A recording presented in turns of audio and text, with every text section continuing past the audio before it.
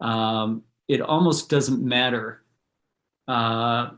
We're trying to change and allow the player to be comfortable with something new at the same time. So you're not searching for perfect necessarily. You're searching for repeatable. And I think that's what applies most to this, is that not everyone can shoot the same. We all have biomechanical, anatomical differences, and that's part of this conversation, isn't it, Dave? Yeah, I'm not focused on trying to get a player to do every single thing the perfect way in my mind. I'm trying to identify what is the one biggest part of their shot causing the most negative energy, and then trying to improve that. Not even trying to get that perfect, just trying to improve it. And for every person, there's going to be a different thing. Well, and that's shone through in so many conversations I've had with coaches through the basketball podcast and beyond. And that's this case of you can't care about everything. And I think that's the problem with a lot of shooting talk, is that too often we care about too much. Whereas if you care about only a few things that really matter, then your impact as a teacher of shooting can be better, can it? I always try and use the expression, pick the most important battle and make sure you win it, as opposed to picking every single battle, dividing your army amongst all these different possibilities and losing each one of them. I've got people who look at videos of players that I work with, and they say, well, you teach this, but the player you're working with isn't even doing that. Right, because that one thing wasn't the biggest reason they missed shots. And I'm focused on the biggest win. And it's kind of amazing that it's taken this long, and not everyone has taken this long, but to kind of look at things this way, because when we think about strength and conditioning, we know that there's individual differences. We know that there's specificity of training. And the same thing applies to teaching basketball technique, is that there's a specificity to that training that exists. Well, and unfortunately, I think part of the reason that we struggle with it is we don't really understand yet. And I liked that the title of this was The Art of Shooting, because quite honestly, I don't think we know enough about the science of shooting yet. And that's something that I'm really trying to dive into, is just trying to quantify that the same way that people have quantified pitching mechanics in baseball, hitting mechanics in baseball, and a golf swing. Well, unfortunately, speaking to that, a lot of the biomechanical studies on shooting have focused on the free throw, which is a very different shot than a dynamic open environment shot that would take place in a game environment. And that's something that we hope that the science progresses beyond kind of this set free throw and into more of the dynamic movement of shooting. Well, and I don't think we even understand the free throw well enough yet. We're fixated on a couple of different aspects of that, and missing what I think is the bigger picture. And so I've got a couple of studies that I'm doing right now with a couple of different individuals, and we're starting with the free throw, but trying to really quantify the things that really matter within the shot. And arc is a piece of that, which we've studied a fair amount, but not a lot has gone into the sagittal misses, like the left-right misses, and what causes that. So looking forward to exploring that more over the next year. Well, since you said that, one thing that came clear to me as I dove into shooting research is there's a big difference between missing long and short and missing left and right. And can you talk a little bit about that in terms of if I'm a coach and I'm trying to teach shooting, what is the difference for me in terms of those two differences? Well, I mean, there's a million different differences. Just, are you asking more in like, how are they each caused? Should I care more about left and right versus long and short? Care more? I could debate either side on that one. I would say that's why you're here, Dave. Let's debate it. You're trying to identify which one happens for the individual player that you're working with most often. That's where I start, is trying to find, okay, what is their most common miss? And then what is the part of their shot that is causing that common miss? So if a player can't clear the front of the rim, we've got a problem. If the arc is so low that they don't get the ball above the front of the rim and have a large enough surface area to drop the ball into, then everything else is kind of mute. At the same time, if the ball is going out left of target constantly and they have fantastic arc, we got the same problem in a different plane. And so I don't think there's one that's more important than the other. I think it's going to vary from player to player. Well, let's go back a little bit, Dave, to when you first started thinking and teaching and really getting into shooting and teaching shooting. And what is something that has changed for you over the years about how you've taught shooting and now don't feel that that holds weight anymore? Well, I got really lucky where the individual that I learned from, the person that's my mentor, and I believe he's also Josh's mentor as well. I still 100% agree with the things that that are the foundational pieces in what I teach and what I taught years ago. Where I think I've grown, and you've been instrumental in this, is how I teach, not necessarily what, but how. And I did far too much block practice, and I was far too patient isn't quite the word, but I'll use it because I can't think of a better one right now. Far too patient in waiting for perfection at one level before I moved on to the next. And over the last couple of years, 3 or 4 years in particular, a lot more variable practice, rarely doing drills anymore, just constantly changing situations. And I think that's probably been the area that I've grown the most. Well, give us an example maybe to bring that home, because I mean, the difference being somebody stands 2 feet from the rim and they shoot 50 form shots in a row versus what now? What now would be starting as simple. I try and think of variability as a dimmer switch or a sliding scale. And so you can start with simple variability to just have some variability. So I'll just back up a foot, move in a foot, move a step to your right, a step to your left, and just introduce that really, really simple variability. Then start to complicate that more and more with passes, tossing the ball, giving imperfect passes, encouraging different kinds of movement between the shot, changing the drills. Every 2 reps, I'll change a drill or modify it in some way, adding defenders far earlier. And again, that's another thing that's a dimmer switch. I don't play live defense a lot, but I have guided defense and a token hand in the face and all these different shades of gray in between. And then the tip of the spear that you've, or the spear that you've been the tip of, that decision making, introducing that as early as you can, where, hey, just 1 or 2 different variability or possible cues. If my feet are like this, you're going to go this way. If my feet are like that, you're going to go that way. And we're into a form shot after that, and just adjusting something on just about every shot that the player takes with a consistent, and this is the key to me, with a consistent message of what we're working on. We're not just changing for the sake of variability. We're trying to, and I stole this expression from you, we're trying to tie that habit that we're working on into a variety of different settings. For those that are maybe catching up to what we're talking about in that way, it's the difference between memorization and learning, essentially. Memorization is I go and I shoot from the exact same spot over and over again. I learn exactly what I have to do to meet those requirements. When Dave talks about variability or randomness, it means each time, each repetition, I have to think. And what this does is it stimulates retrieval practice. What did I learn before? And then what retrieval practice leads to is retention, which is ultimately more permanence, which is learning. And that is an art. And this is why this is called the art of shooting. Even though the science says that, there is an art to that. And the art is the difference between comfort and confidence, isn't it, Dave?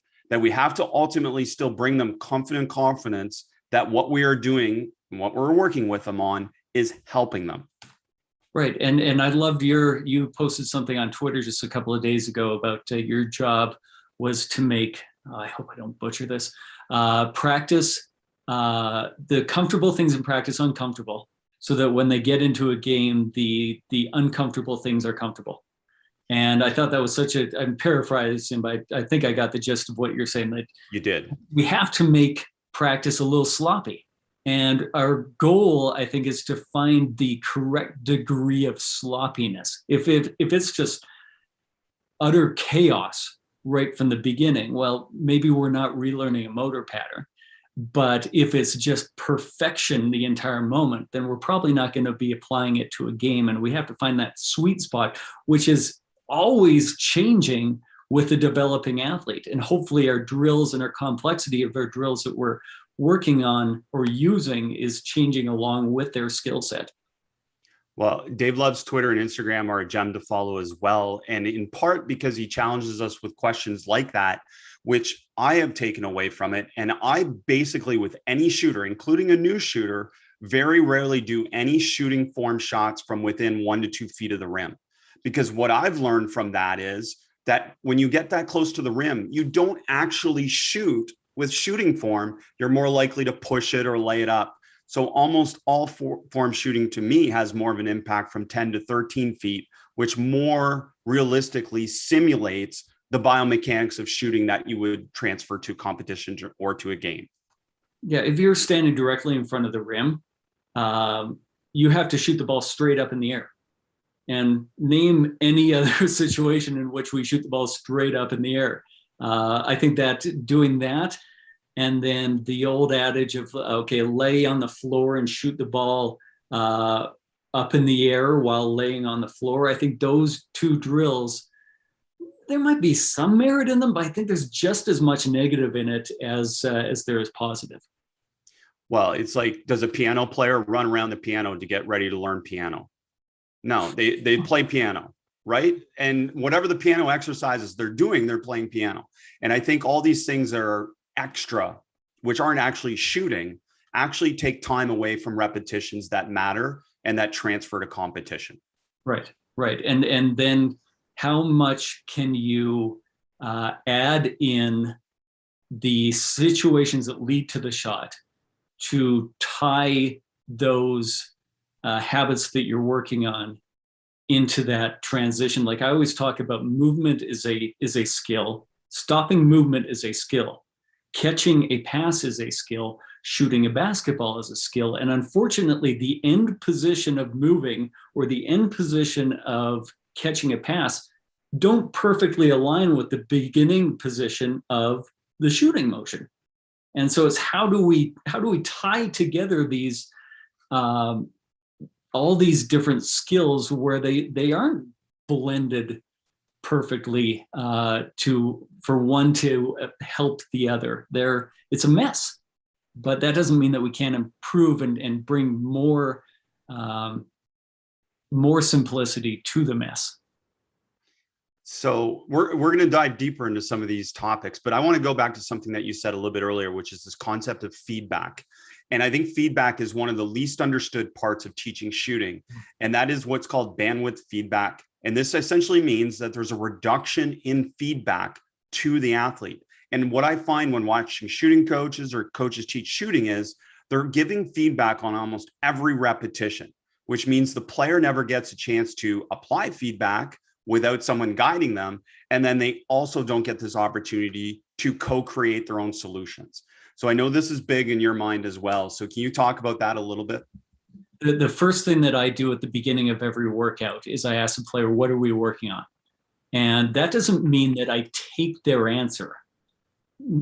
I'm trying to teach them over the course of several workouts, what we're working on is probably not going to change. If we've identified the biggest thing that's causing you to miss shots, we're going to be working on that thing consistently in a variety of different situations until you are better at it.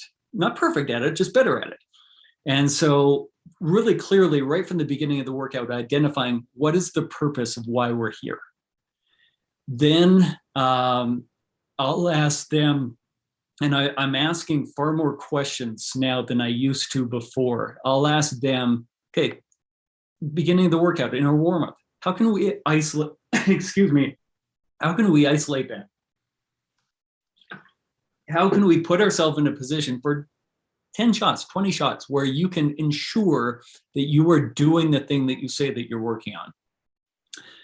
And then there are other parts, as you're describing your question, asking the question, I thought of other things I want to sneak in here and they're escaping me, but just letting the player guide. I'll ask a lot, what did you feel? And how does it feel is the number one question. If you're working with shooters, you should be asking them, how does it feel? Because I think about how many shooting coaches messed me up when I was younger, telling me, oh, your elbow's got to be in. And then I felt tension in my shoulder. And I'm like, that doesn't make sense to me, that this should feel like effort. Shouldn't it feel effortless, Dave? Well, in a way, yes, but like I always give the example, my golf swing at times feels effortless, but I'm not a good golfer.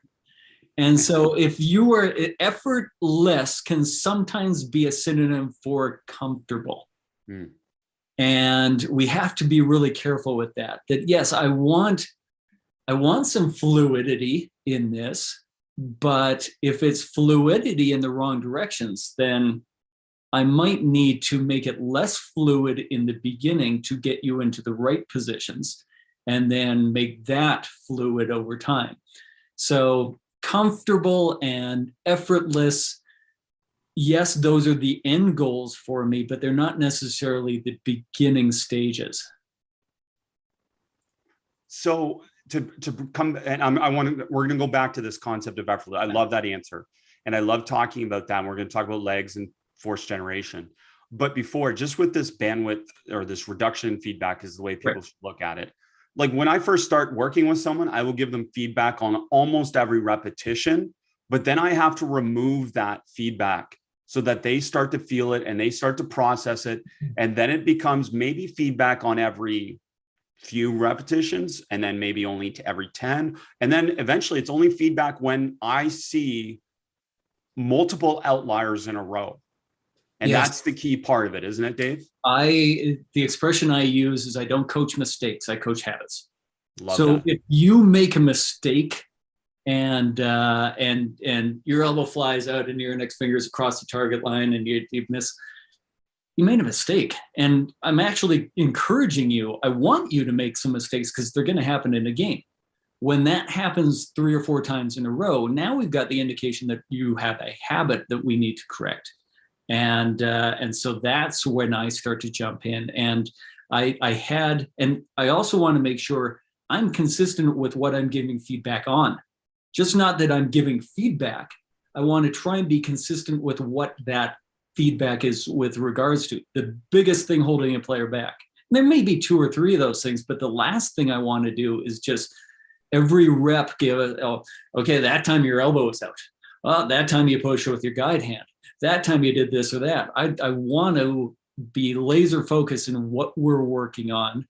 And then that ties back to my feedback. And the last thing that I want to get in on this, I did a workout with Aaron Gordon, who I worked with in his rookie year in Orlando. He came out of college as a 42% free throw shooter. In his rookie year, shot 72% from the free throw line. And as we're going into his second year, we're doing a workout in front of a new head coach. Orlando had just hired Scott Skiles, and I'm doing this workout in front of Coach Skiles. And I realized towards the end of the workout, I've said 5 words. I've said, but Aaron and I had done this enough. He knew what I was looking at just based on where I was standing on the floor. So I didn't even have to give him any words. I didn't have to say anything. The explanations were done long, long ago. He knew when I was standing behind him, I was looking at this, and he knew when I was standing beside him that I was looking at that. And so just me being in his presence could kind of cue him when I needed to. And he's really taking control over, I got to remember this. It's not me doing it. It's him. So I phrased it this way with players, and I still do to this day, is that when I work with someone on shooting, I tell them I'm a rebounder. That's my role. I am a rebounder who will cue you. Right. And that's my main responsibility. Like, I don't consider myself a coach when I teach shooting as much as a rebounder that's there to cue them. So speaking of that, Dave, And I know there's a lot of different cues depending on the situation, but can you give us an idea or a feel of some of the cues that you would give a player? Proprietary knowledge. Let's go, Dave. Yeah. And they're going to mean nothing to you because you weren't involved in the conversation. So Tristan Thompson and I had the two biggest cues I remember for him were Grant Hill and Dominique Dawes, who future or current Hall of Famer in basketball and an Olympic gymnast. And you go, what the hell does that mean? Well, Grant Hill was, I wanted him to get the ball closer to his body. He was extending the ball too far out from his body. And when I put him in a position where the ball was closer to his body, he says, man, I feel like I look like Grant Hill when I'm shooting. And so I never said to him, get the ball closer to your body again. From that moment on, he just told me, this is how I think about it. I think about it because it reminds me of the way that Grant Hill looked. And so when he would finish off balance with right foot kicked out in front of him, we had the conversation about like gymnasts at the end of their routine, they show off their balance. And I asked him who a gymnast that he knew was, and he said, Dominique Dawes. And I said, well, I want you to finish your shot at the end of finish your shot like a gymnast finishes their routine, showing off what great balance you have. And so that Dominique Dawes became that cue. And then on Wesley Awundu, we talked about I told him, I want you to press your nose against a pane of glass and keep the ball on the other side of the pane of glass. Don't let the ball come back over top of your head. And he 10 shots later says, it's not a pane of glass, it's a force field. And the force field's forcing the ball away. So like all these cues, I might start with the way that I think of shooting or the way that I've explained it to other people where the most people have understood. But then I usually circle back 10 shots later, or as soon as they show some understanding or proficiency, and I'll ask, okay, now how are you thinking about that? And then their words become my cues. And I don't think it's our job, or I don't think it's the player's job to change the way they learn to suit our coaching.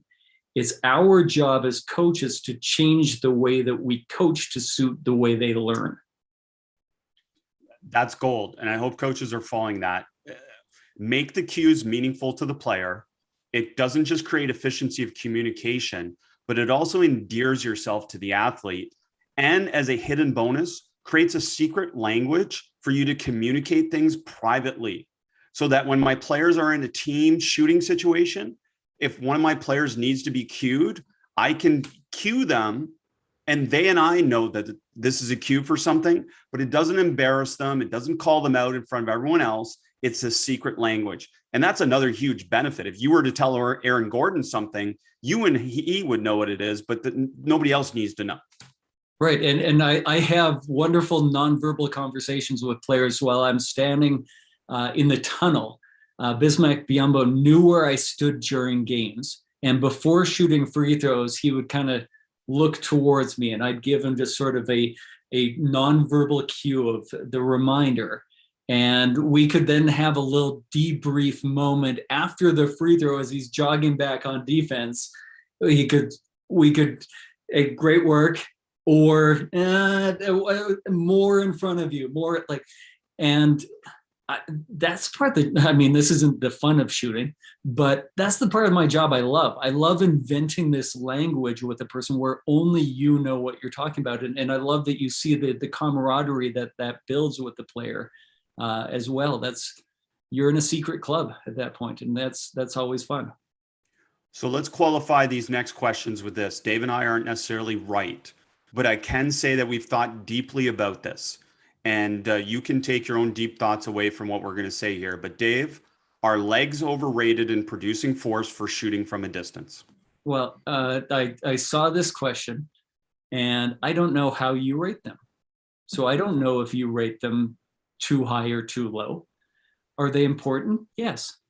Are they the most important thing? And this is kind of the common thread of all of this, that there rarely is a black and white answer.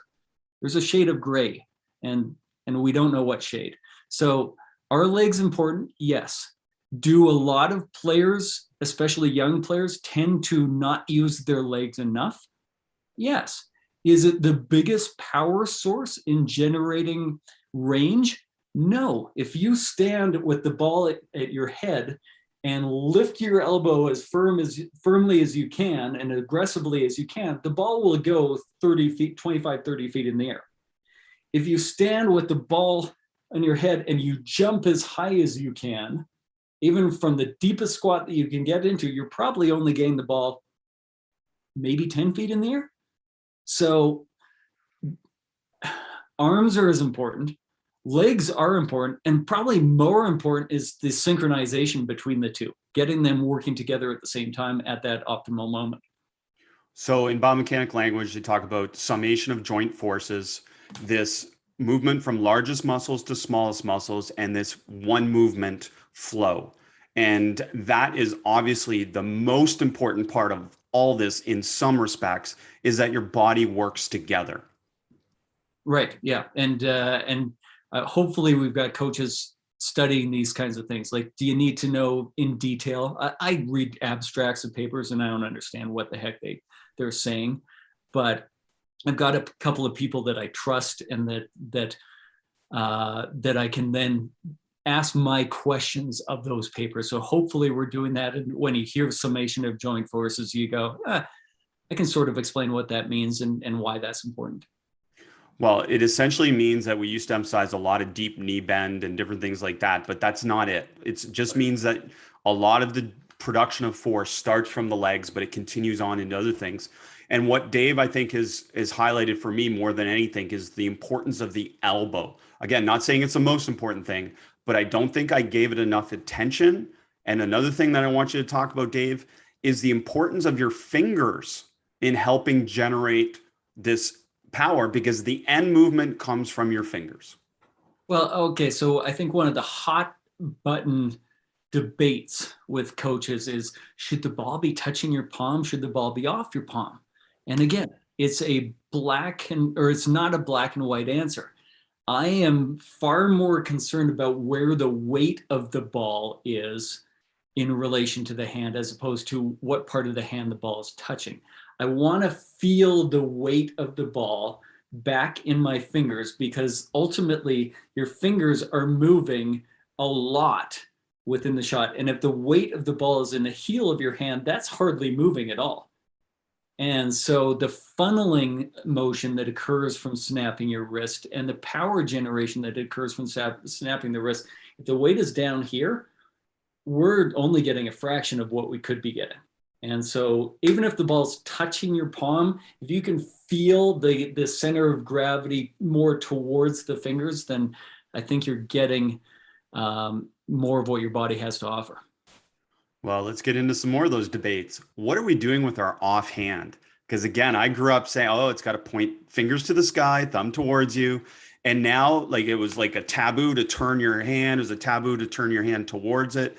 And now a lot of people are suggesting that that actually is very helpful and very common for a lot of shooters. Yeah, it's very common. I wouldn't ever encourage that.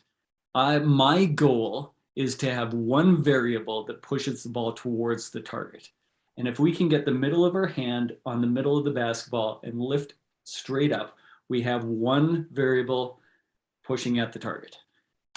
When we start to use our guide hand, because the guide hand is only positioned on the side of the basketball, even if you try and push forward with that hand, you're going to be pushing the ball offline. Even if you apply force straight forward on the side of the basketball, you're going to be pushing the ball not forward, to the side slightly. So then you have to then compensate by getting your shooting hand out of position and pushing the ball in the opposite direction with hopefully the identical opposite force.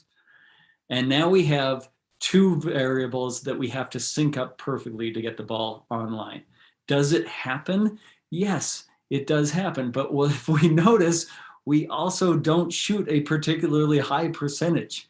That it happens a lot when we make 40%. And if we could get into a situation where it happened less, then we'd have a chance to make a higher percentage. And so, especially with young players, just trying to get towards that 100%, 0%. Does that mean it has to be 100-0? No, that's my ultimate goal, but 90-10 is better than 70-30. Well, and this speaks to the art of this as well, which I know a lot of coaches struggle with this, which is this idea of, okay, I've got to work with someone on their shot to help them shoot better. What do I decide to work with that will actually impact it? Because I know I can't change everything. And especially if we're talking about high school coaches or, college coaches that haven't had them through a whole off season, there's the real challenge to be able to change something that actually helps them. So can you talk about the evaluation process and deciding what you're actually going to focus on? Oh man, I mean, we could do a whole hour just on this. And this is really, there's so much gray area in this. This is where your experience as a coach really comes into play. I will go looking in different ways. I'll go looking for the part of the body that's creating the most negative energy on the ball, which is usually the hand. You've said negative energy twice. Can you just explain that? Sure. Negative energy is energy flowing in any direction except for at the target or straight up in the air. Positive energy at the target, straight up in the air. That's the direction that we want the ball going. If you are creating negative energy, you're creating it away from the target and therefore increasing the likelihood that you're going to miss shots because more energy is going away from the target. I'll also go looking for the biggest negative power source. Do I see hips really rotating around for a player?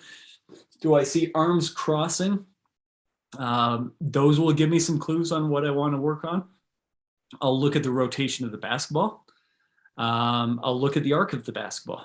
And do I see a lot of shots hitting front rim?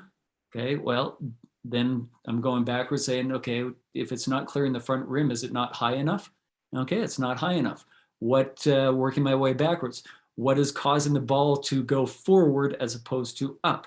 Well, their wrist isn't bent back and their hand's on the back of the basketball, or their elbow's already lifted and their hand is forced to cast forward. Starting with kind of the flight of the ball and working my way backwards, or starting with just looking for the overall biggest negative power source. So coaches, one of the most important things to do to become a good shooting coach is to work with a lot of bad shooters. Isn't that true, Dave?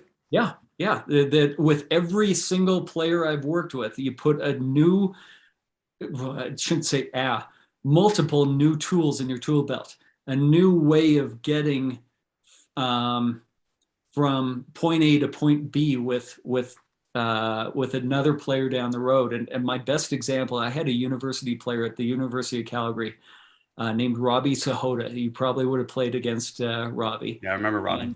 Unorthodox shot, Kevin McHale-esque, back behind his head, slinging it forward, but good shooter. And I was saying to Robbie, I need you to hold your follow through. Like your follow through, you're dropping your follow through. And this is before I don't coach follow through anymore. But that's all I knew to say to him. So hold your follow through up. Why can't he hold his follow through up?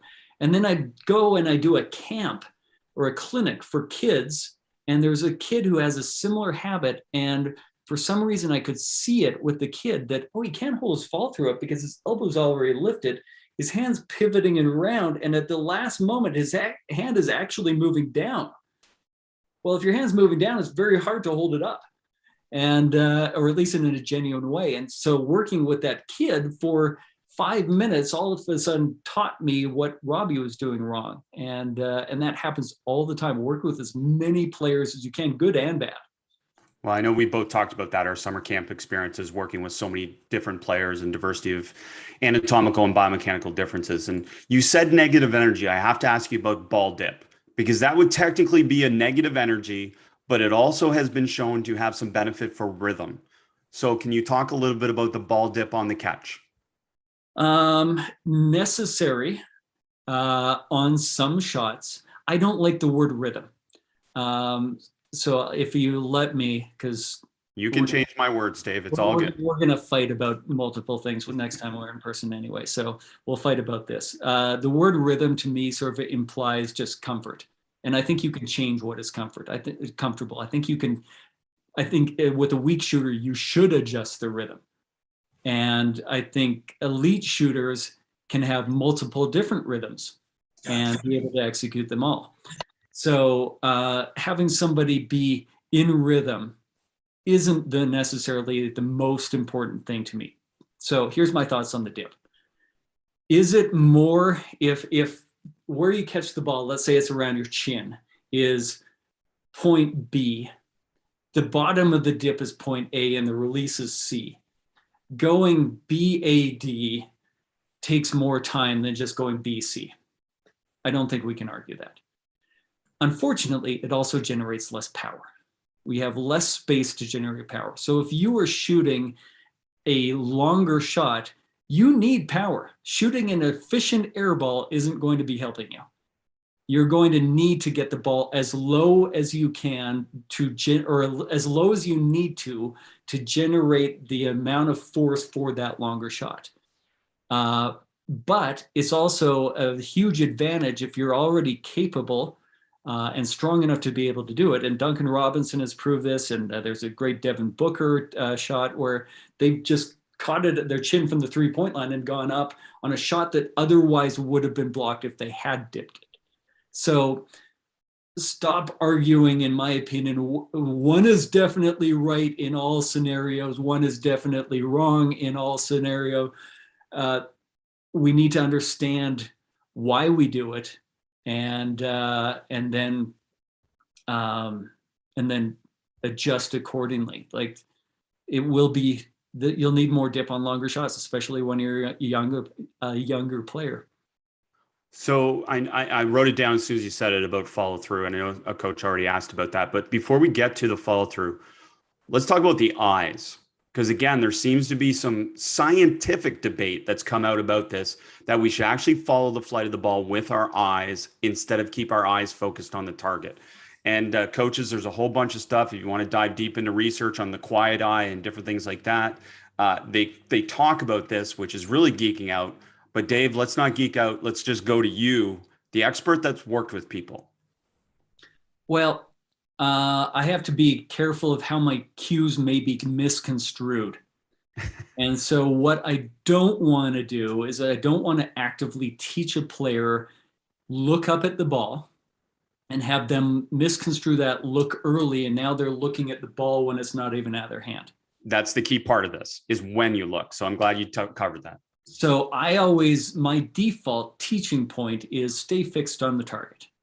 If I do that, I don't think a lot can go wrong. And if something does, they're going to sneak a peek up at the ball when it's at its apex.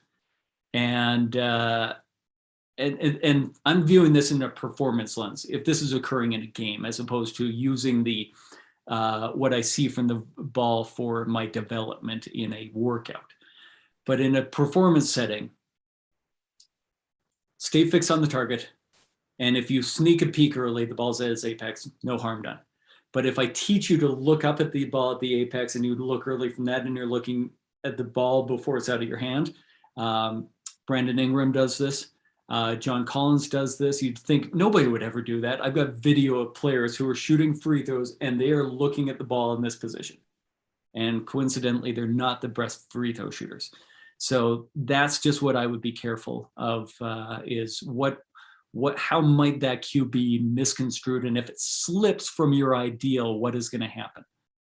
Well, and that's a problem with us as coaches, that sometimes we give too much feedback and one feedback point leads to other problems and it doesn't actually solve it. It leads to other problems. And when Dave's saying, don't look at the ball, it's not, you can look at the ball, but it's after the release type of situation. And I know Andy wrote in there, like golf. I don't know how many coaches here have ever worked or been around a golf coach. Talking to golf coaches is a great way to learn how to teach shooting, isn't it, Dave? Taking golf lessons. Yes, that too. I try and take lessons in something that I enjoy, but I also I want to remind myself what it's like to be the player. And one of my most profound coaching learnings occurred when I was hitting golf balls at the driving range, and the old guy was giving the middle-aged woman lessons behind me. And like we were talking about earlier, he gave different feedback on every shot. And I thought to myself, this poor woman, how is she ever going to get better at any of these things when he's changing what they're working on with every swing after the fact? And I made a mental note at that point, like, I got to be more specific and I got to be more patient about giving players time to actually get good. We have to remember our words are not magical, and me teaching you what to do doesn't make you better at it. I also have to give you the time and space to get good at it. You may be able to do it right away. And I hear coaches say all the time, oh, I taught this guy, and he right away from the very beginning, he was lights out. Well, he doesn't have any experience with it. And if you've learned it that quickly, it's just as likely you're going to lose it that quickly as well. We need to make this a little bit more permanent than assuming that just teaching you once and you understanding is going to be the key factor. Time is a big part of it. Well, it's one of the times I think coaches do a very good job creating a learning environment is when they teach shooting.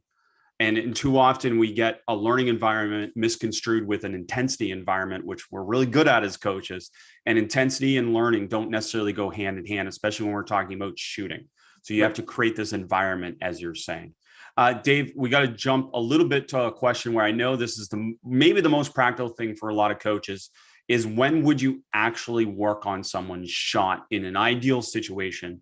Would it be off season, preseason, in season? And then, as I said, if you don't have an off season with the player, what's the best thing to do?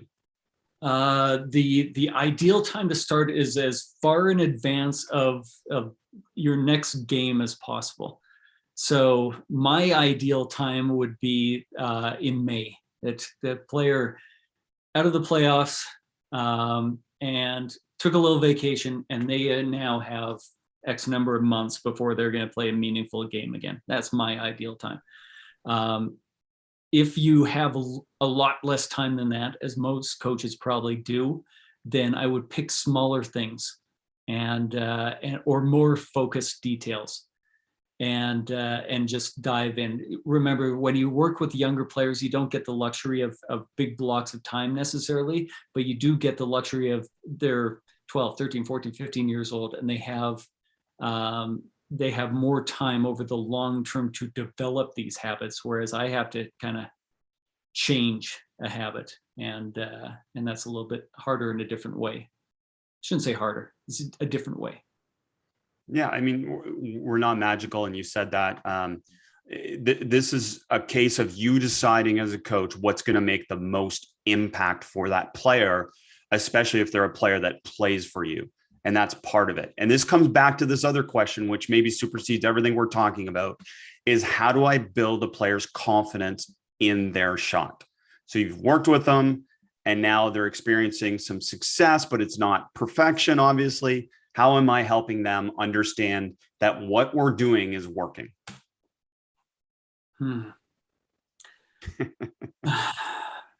I get it. Yeah. Oh man. Well, just to start, Dave, I mean, like skill acquisition, different people in that field talk about like 6 weeks to learn a new motor pattern. And what they mean by that 6 weeks is that's 6 weeks of deliberate practice isolated just on that skill. And that doesn't happen very often in basketball, does it? Well, yeah, fortunately in my world, a little bit more often than a high school coach, but yeah, you're right. The one thing that I try and really focus on is to develop that confidence, is to be honest with where we stand. I try and avoid ever making a player feel good for the sake of making them feel good. I point out a ton of positives, but I also rein them back in that if they have an unbelievable workout where they make a ridiculously high percentage and execute the habit really, really well, maybe unrealistically well, then I'm not telling them, oh, this is going to continue forever. You're going to shoot 90% this season. The first piece of feedback I'll give is, hey, if tomorrow isn't as good as today, don't panic. Today was a really good day, and we're going to increase the complexity of tomorrow to challenge you a little bit more. And if that doesn't go well, that's fine. We're going to just always trying to be honest in the moment of where they stand, because we can talk about, I want to give my player confidence. Well, we don't give confidence. Players develop it, and they don't develop it from fake results. They develop, and if they do, it's gone the second that they see the true results. Like if they say, "Oh, I want players to go out and shoot 20 easy shots, so that they have their confidence." Well, when they go out and miss their first difficult shot, that confidence is probably gone because the easy one was fake. Just honesty, I think, is the biggest thing in developing confidence slowly over time. Well, and Dave alluded to that, and I wrote it there. Learning is nonlinear. Like, we have to normalize the fact in all learning that it's not this steady progression up. It's these ups and downs, and that's natural part of the learning process that evolves. And also, as I said, with that 6-week concept, whether that's right or not, starting with a player when you teach shooting and helping them understand that this is going to take a while helps them with their expectations as well, doesn't it, Dave? Yeah, and you don't have to paint as doom and gloom. Nope. You just have to be honest and accurate. And I try and be proactive with my coaching and just say, here's what you're going to face. Today was awesome. In my experience, an awesome day is usually followed up by below average. So yeah, don't panic when that happens. Like, coach them so that the next day when the results aren't as good, you can say, see, don't worry about it. Like, I told you this might happen. And when Apple stock dips, like, don't cash out, double down, buy more. That's like, I was a player and I just a couple of weeks ago, we used the expression for the week that when we had a bad workout, Apple stock's on sale today. And we know it's going to continue to improve through our work, but we just have to stay patient enough to get through this bad day. And this might be where the most learning occurs, when things get messy and a little ugly.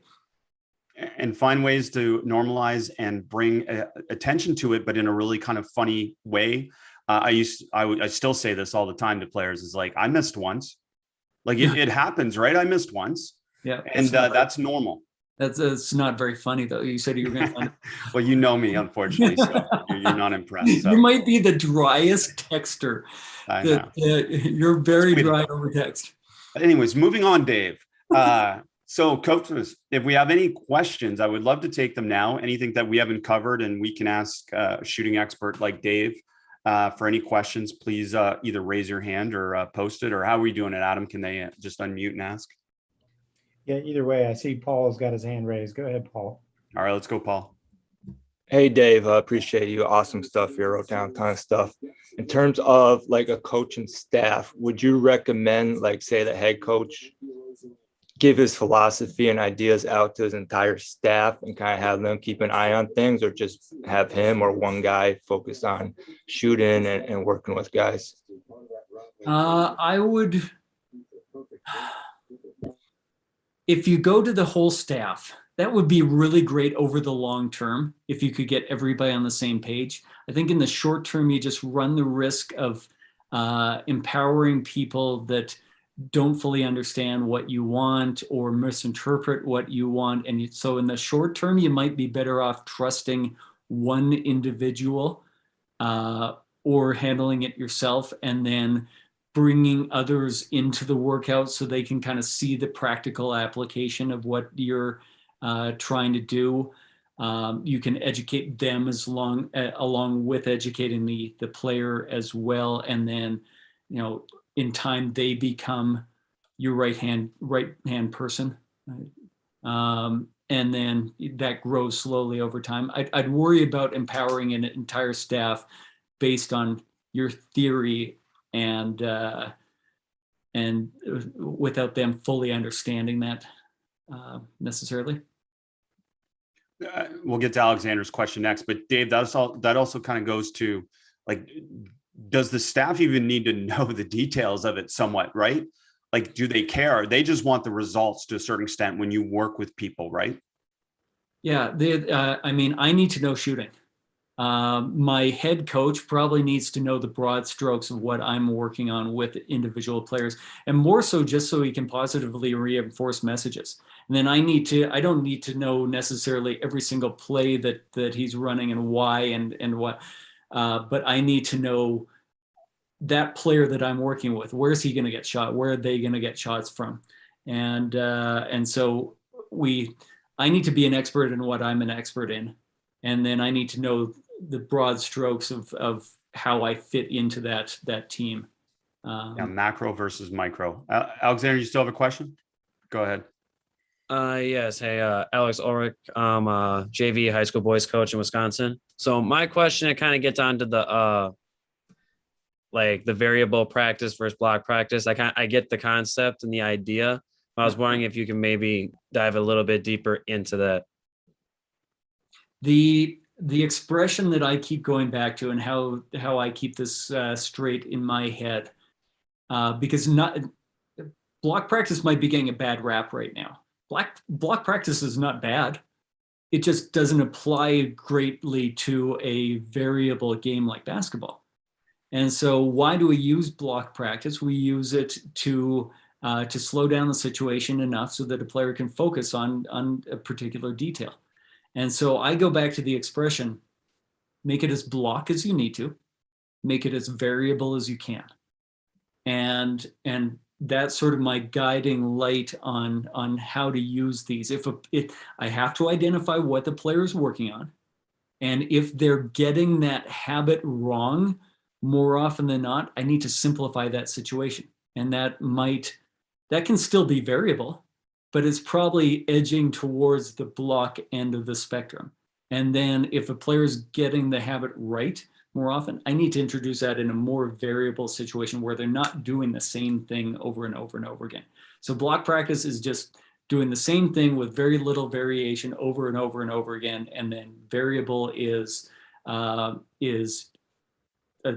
me, and Chris, jump in here, the sliding scale in between the two ends of the spectrum. And then random practice is as game-like as you can possibly make it. And I'd like to think of variable as that sliding scale. It can be only slightly more random or only slightly more variable to almost a game situation itself.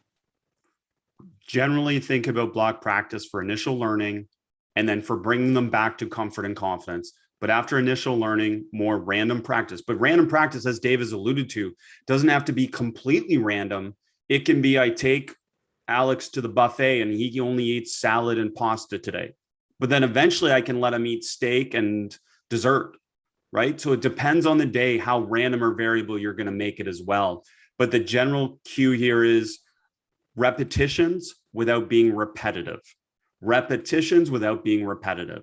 And that generally is what Dave's saying about simulating a game. You don't shoot the same shot ever 2 times in a row in a game. If you're doing true block practice, like if you have a player standing at the dots at the bottom of the jump circle by the free throw line and just shooting from there, all they're learning is to shoot the ball from that spot on the floor. And so you can introduce a little variety, just a simple variety by keeping the distance the same, but changing the view of the hoop and working your way around.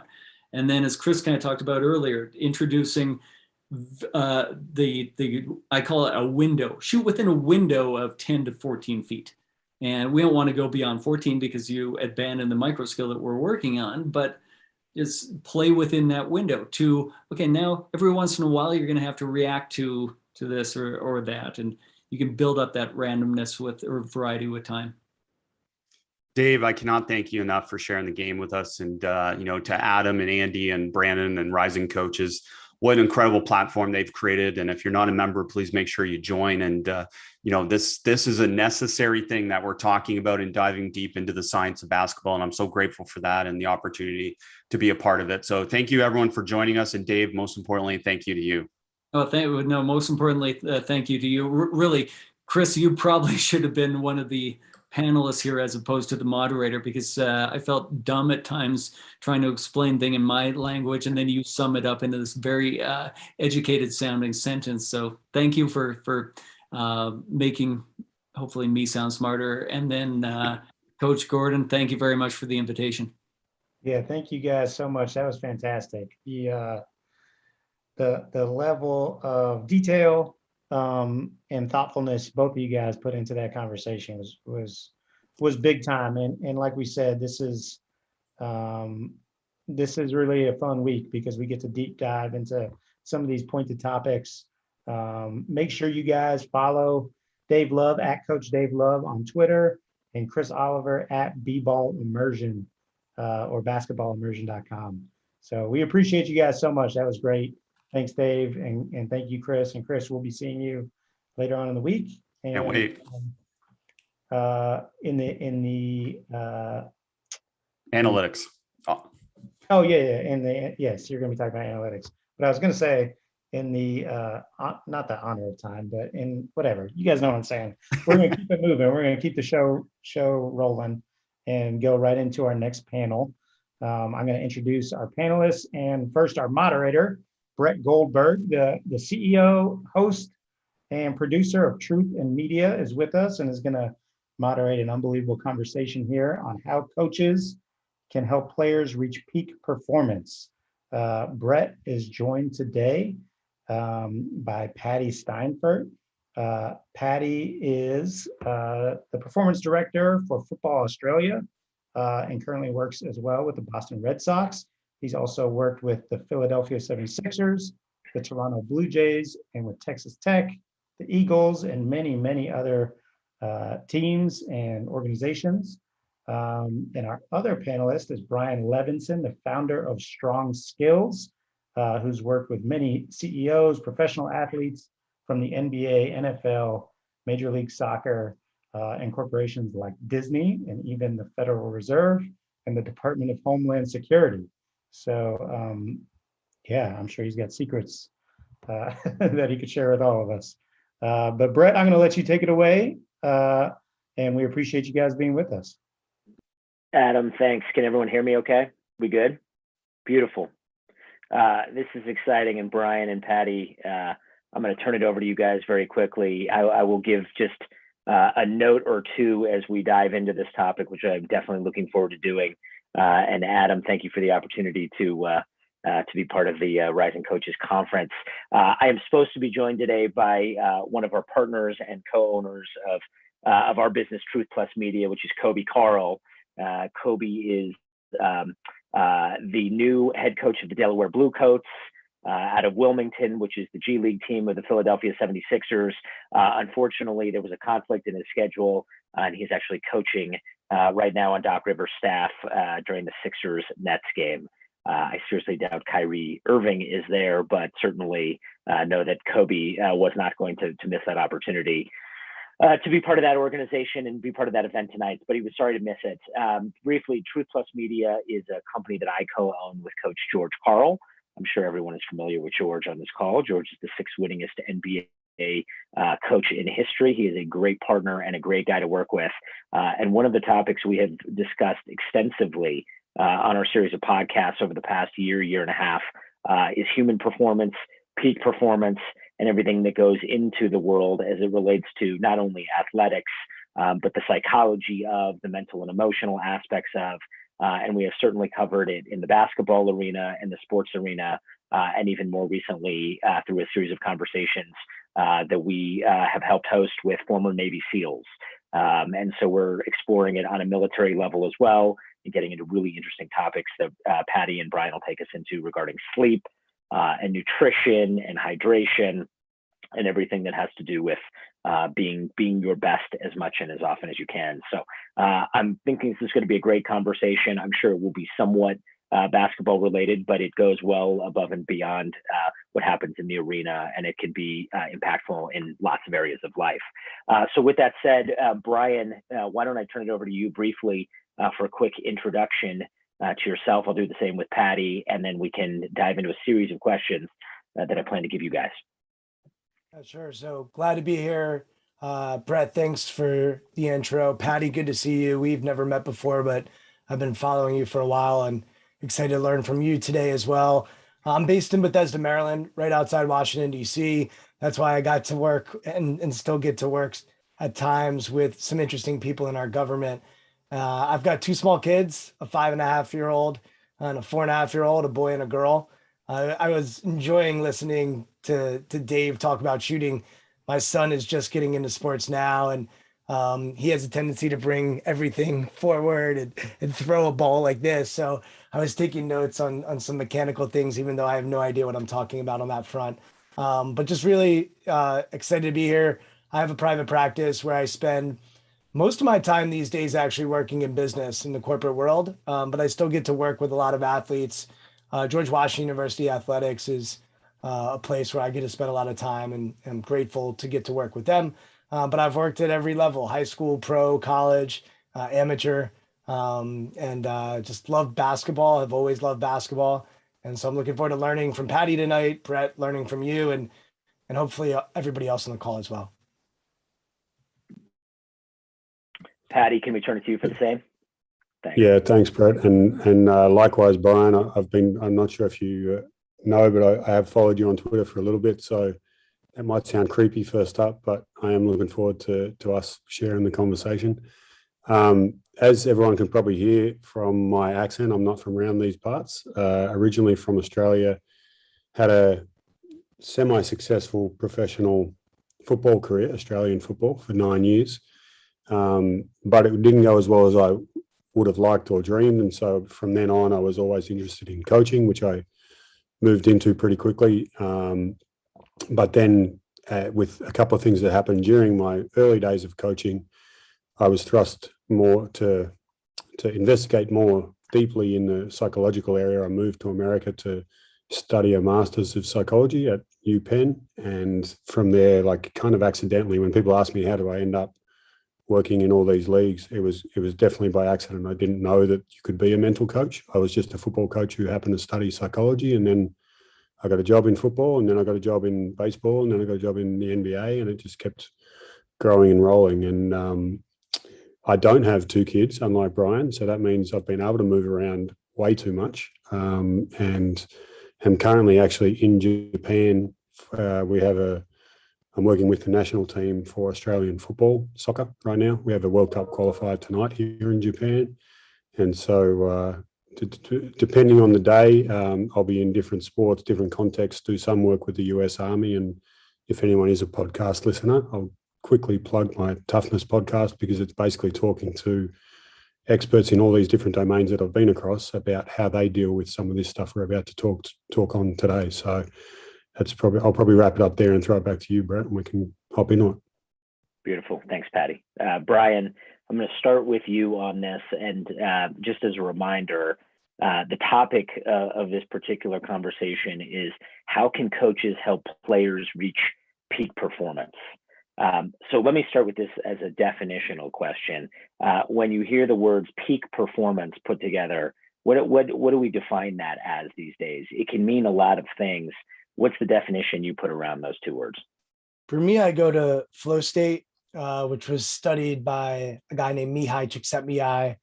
And flow state is really about being in the present. Time tends to slow down. If you've played sports, Patty certainly played at a much higher level than I did, but even at an amateur level, there are times where you can feel that flow state as well. Things are typically effortless, easy, and it usually happens when we're actually being challenged. So I always think of tennis as an example. If I'm Roger Federer, which I'm not, and I'm playing against somebody who's awful at tennis, like Roger's probably not going to get into the flow state playing against that person. So that's the first word that comes to mind. I also think it's worth mentioning, and this will just be my philosophy around peak performance, is that while the flow state is great to study and think about, a lot of the work that I do is helping people perform as well as they can when they don't have their A game or they're not at their best. And to me, a lot of the focus gets put on the flow state. But I think a lot of my work, at least, is what do you do if you're 0 for 5? What do you do if you don't get a lot of sleep the night before? What do you do if you're going through some personal challenges and you still need to focus when you're on the floor? So I know we're going to talk about peak performance today, and flow state is the first thing that comes to mind. But my interest often lies in those other moments of performance where we're not at our peak and we still need to perform to the best of our abilities. Brian, I love that. And it's interesting that you went there. George Carl and myself in particular have spent a lot of time over the last year or so with Stephen Kotler, who's another person. He's a former journalist, not a former journalist. He's a journalist. He's an author, and he's studied the flow state extensively, particularly from a scientific standpoint. And he's looked at adventure athletes by and large as the ones who often tend to get there most. But George knows from his basketball days, as do many of us on this call, that being in the zone, another way of describing what you're describing here, is very much about being in that flow state where time is slowing. The hoop looks like an ocean, and you're shooting the ball from anywhere on the court as if you're Dame Lillard. So that's a great kind of sounding board, a gearing place, I think, for where we can go a little bit more in this conversation. Paddy, what's your definition of peak performance as we get into this? Yeah, I love what Brian said about the ability, flow state and being in the present moment, because that really is a core part of everything that I work with, whether it's with a coach or a performer. But in terms of that definition of peak performance, I'd split the two words up, and we'll talk about performance first, because I think there's a community that I work with called the Mission Critical Teams community, which is made up of Navy SEALs, NASA astronauts, heart surgeons, fire department. Like, these guys are just ridiculous that I got to step in the room with them, let alone call myself part of the community. And they define it really well. They don't call it performance, but they talk about these environments they go into where the skills that you are executing, you can't really learn just from going to a class. Like, you have to learn by practice and by learning from other people in the industry. You're performing under a strict set of like circumstances with rules and regulations, and the problems you're solving are a little bit unusual. They're vague, they're different. This shot is different to that opponent's different to the next one. And finally, that there is a cost of failure. And that's really one of the key parts, is when we're talking about performance, whether it's in a game, in a tryout, giving a speech as a coach, if you fuck it up, there's a cost. And that's a really important part when we define performance, because that's what usually creates the interference for us.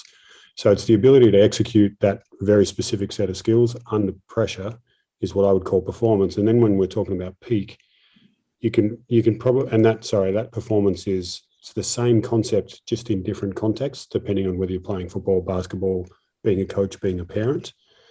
Whereas when we're talking about peak, it's actually, for every context, it's the same, but there's two different ways of looking at it. One is, what's my peak today? Like Brian said, a lot of our work is, how can I just get the best out? I'm 0 for 5. Can I just get a hit before the game's done?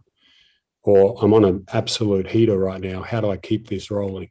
And it's really about, what can I do today with the talent level and the physical ability that I've got, depending on how tired or recovered or injured I am? Can I maximize that today?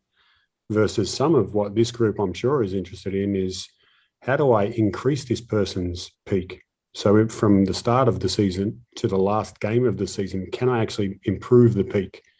And they're two similar approaches, but they're very different methodologies when you boil it down. One is about being present, and the other is about being more direct and persistent, and a little more thinking involved.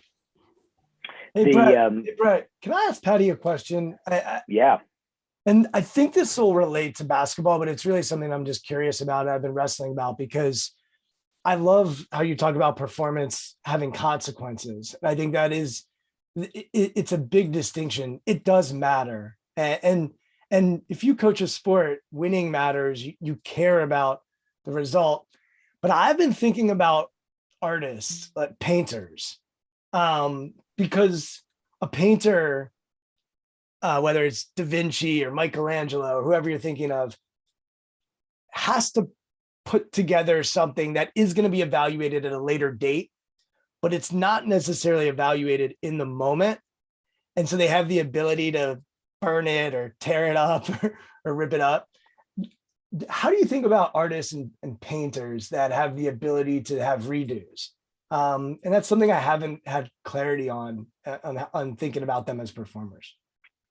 Yeah, it's a great question. And I know that, the advisor, the reason I moved to America was a lady named Angela Duckworth, who wrote a great book about grit. Her entire work is on that. Highly recommend it.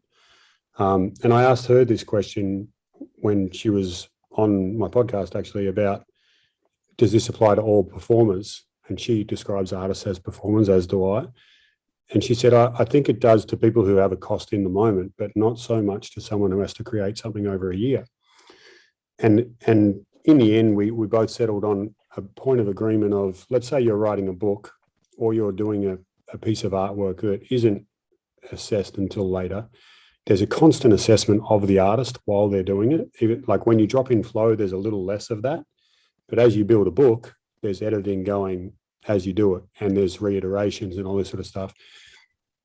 We agreed that that wasn't specifically performance, but the best example I can give of people that I've worked with is some actors who I got connected with through an acting coach in Hollywood, and their ability to perform in the moment, even though they get redos, does cumulatively add up to how's your long-term success. Like, think about it as every time you go to audition, if you fuck up enough of those, your career's over. Like, one of them may not count, but you've got to be on point more often than not. Otherwise, your career doesn't progress. Likewise, with a writer or an artist, you do get redos, but if you want to be really good and you want to make a career out of it, you've got to be either fully in the moment and you don't give a fuck about redos, or you tighten it up a little bit so that you can perform in the moment without extra thinking. And you're over time, you build a library of people, or yourself or your editor, whoever it is. The quality control around your art can look at it and say, actually, that person's pretty on point more often than not. I would just add to that, Brian. I mean, one of the environments that I find really fascinating, I've been involved as a tech entrepreneur in a number of ventures over the years. And if you look at the environment of, say, a software developer or a coder, I think they can drop into flow and into a peak performance state on a regular basis. I think if they are, in the zone, focused, hydrated, slept well the night before, and really maximizing what Paddy referred to earlier as that kind of that challenge skills balance. They're working on something that is hard and is difficult for them, but it is not too hard for them to achieve greatness within it. I think even in that environment, you can find it pretty regularly, even if that piece of code that's being written at that moment is absolutely critical or it isn't. I'm interested. It's interesting, Andy. Thank you for posting that, but it's Silicon Valley spending millions of dollars per year. I'll have to follow up on that, but making sure that their coders are maximized in terms of the environment they are in and what they are trying to accomplish. Brian, let me ask you a question, building on what we've been talking about a little bit, and I think what's so pertinent to what Adam and the Rising Coaches Group have put on, which is in studying peak performance and understanding it the way you do, what is the role and what is the influence of a coach in creating the optimized performance environment? It's a big question. We could spend an hour on this, but maybe you can distill it to its essence to say, this is what a coach can do to put their point guard or their best scorer or otherwise into a peak situation to perform in. Yeah. So first of all, when I think of coach, the first place my head goes to is a sports coach. So let's just assume we're talking about sports coaches, because Paddy and I, at least I consider myself to be a coach, but my job is, in my mind, not as difficult as the people that are on this call. And so, look, I mentioned my two kids early on because they're just starting to play competitive sports. And it becomes really clear early on that a lot of times coaches get in the way. And like, sports were not designed for coaches. They were designed for players. And I say that not to belittle what any of us do on this call, but I loved what I think Dave said when I jumped on a little bit early about that coaches don't give people confidence. They try to set up a sort of playground, or I saw playground, and Andy, you made me think of a playground. They set up an environment or a container that hopefully can allow a human being to develop and cultivate their confidence. So I think it's important to recognize that coaches often actually get in the way. And then B, I do think that coaches have the opportunity to see people in a way that they may not see themselves. And that to me is the gift of coaching. Whether that is the work that Paddy and I do or the work that you all do, you have the ability to see blind spots that an athlete might not see. I was on a call with a Division I coach today, and we were talking about that coach's athletes, and what does that coach need to do to help that person see themselves in a light that they don't currently see themselves in. So I think that is ultimately what each coach's job is to help a athlete see something that they may not already see. I'll also give you the definition of coaches, which I think is such an important piece, which is to help people get from where they are to where they want to go. And that to me is so key and so critical as we remind ourselves of the role that we can play to ultimately help people fulfill their potential. And I know potential can be a loaded term, but I do believe that we are in the potential business, because every athlete that walks into your gym, they have untapped potential, and it's up to you to hopefully figure out what their strengths are and also help them develop their weaknesses and ideally turn them into strengths. Paddy, as Brian was just talking, one of the people that came to mind that I got a chance to spend time with earlier this year with Kobe was Steve Kerr. And one of the things that Steve emphasizes and elevates and has over the last 5, 6, 7 years in the Golden State Warriors organization is the point of joy, creating fun, joyful environments, which a Steph Curry, Klay Thompson, Draymond can really be their best in. In the coaching environment that I think I'm asking about here, where have you seen coaches create the right environment, the right situation, the right circumstances for the players on that particular team to thrive and be their best in striving towards or achieving performance at an optimal level? Great question. I'm gonna put a pin in it and come back to it, because I wanted to quickly grab something that Brian said around the art of coaching being less about telling and directing and feedback and more about directing their attention to where they should be getting their own feedback from. Like, what did you notice about that shot? What did you notice about where your elbow was? Rather than telling them their elbow is in the wrong spot, asking them to find it themselves. And there's a great, like one of the best books I think you can read on the topic of mental coaching is called The Inner Game of Tennis. So if you haven't read it, I'm almost going to tell you flat out to read it, because it will change the way you view yourself as a coach and what your role is. And it basically is by a guy who was a tennis coach and discovered that the less he said, the better his players got. And so he actually started reflecting on his own coaching. I think coming back to that question of joy, it probably, I look at that a little bit like someone said before, the confidence is not something that we give them. It's something that comes from the context and the environment we put around them and the positions we put them in. Is that the joy is similar. We don't give someone joy. We don't tell everyone, hey, have fun, because that's kind of not how it works. If you're feeling shit when you go into practice and your coach says, hey, have fun, you're like, okay, dude, you don't know what's going on in my life, or you don't get it. Whereas a lot of the joy that we feel around flow, or around that full engagement, is based on the ingredients that make up, or the conditions that are required to say, like scientifically, these 8 things have to happen for us to call it flow in a research paper. Now, some people can tweak and turn that, but in particular, the things that we control as coaches is, number one, clarity of goals and immediate feedback. It feels good to know what I'm trying to do and know whether I'm doing it right or not. And that just makes me not feel, you ever been trying to do a new skill and you just feel stupid because you don't even know what you're doing? That is one way to kill joy. So if we can have clarity and consistency around what we're trying to do, that helps move us closer to joy. Limiting what we're trying to concentrate on also will increase our ability to focus. We don't feel scattered. We don't feel like we don't feel guilty for not being able to focus on everything. It's just, hey, all we're trying to do is do this one footwork drill, jab step, pull back, shoot. And if you can do that, it allows them to shrink their focus, which again is a more enjoyable thing. That's an element of being in the zone, or of people being in flow, is they have a high level of focus or a reduced distractions. They don't. You ever been listening to music, making love to your wife, or playing hoops, and everything else fades away? Right. That's when you're really in the zone, is when nothing else is happening.